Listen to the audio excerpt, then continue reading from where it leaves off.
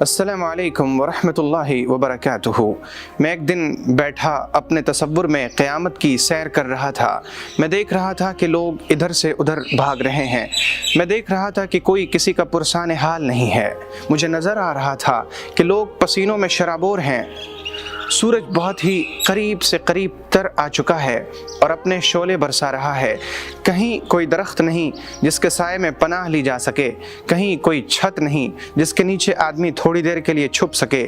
لیکن اس حالت میں، اس منظر میں کچھ لوگ ایسے نظر آئے جو اپنے سایوں میں تھے۔ مجھے یاد آیا کہ یہ وہ لوگ ہیں جن کے بارے میں پیغمبر صلی اللہ علیہ وسلم نے فرمایا تھا، کل امرئ فی ظل صدقتہ یوم القیامہ، ہر شخص قیامت کے دن اپنے صدقے کے سائے میں ہوگا۔ اگر کوئی چاہے کہ اپنے سائے کو لمبا کرے تو اسے چاہیے کہ وہ اپنے صدقہ کو لمبا کرے۔ پھر میرے تصور میں یہ تازہ فکر اسلامک سینٹر آیا۔ میں سوچنے لگا کہ یہ تعلیمی اور تعمیری اور رفاہی تنظیم تازہ فکر، اس میں بھی ظاہر سی بات ہے کہ سینکڑوں لوگوں نے اپنے صدقات دیے ہیں، اپنے صدقات کے ذریعے اس کا تعاون کیا ہے۔ اس میں حصہ لینے والے بھی قیامت کے دن اپنے سائے میں ہوں گے انشاءاللہ۔ اس وقت تازہ فکر تعلیمی، تعمیری اور رفاہی تنظیم کا علمی اور رفاہی سفر جاری ہے۔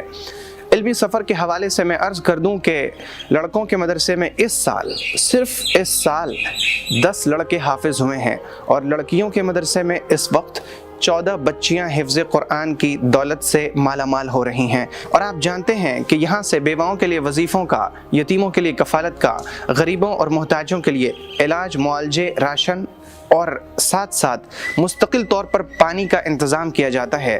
اور یہ سب کچھ 2 وجہ سے ہوتا ہے۔ پہلی وجہ اللہ رب العزت کا فضل و کرم، اس کی عطا، اس کی جود و سخا، اس کا کرم اور اس کی نوازش کہ جس کے بغیر انسان کی تمام تر چیزیں ادھوری، ناقص ہیں، بلکہ اس کے فضل و کرم کے بغیر تو آدمی ایک قدم آگے اٹھا ہی نہیں سکتا۔ اور دوسری وجہ جسے میں بہت بڑا خیال کرتا ہوں وہ ہے آپ کی دعا، آپ کا خلوص، آپ کی محبت، اور سب سے بڑھ کر آپ کا تعاون۔ اس وقت رمضان المبارک کے اس مقدس موقع پر میں آپ سے گزارش کرتا ہوں کہ آپ کی زکوٰۃ تازہ فکر کو پہنچے، آپ کی صدقات تازہ فکر کو پہنچے۔ ہر دن کچھ نہ کچھ صدقہ اللہ کی راہ میں اس طور پر نکالیں کہ آپ اپنے داہنے ہاتھ سے اس طرح خرچ کریں کہ بائیں ہاتھ تک کو خبر نہ ہو۔ پیغمبر صلی اللہ علیہ وسلم نے فرمایا کہ اس شان سے صدقہ کرنے والا قیامت کے دن عرش کے سائے میں ہوگا۔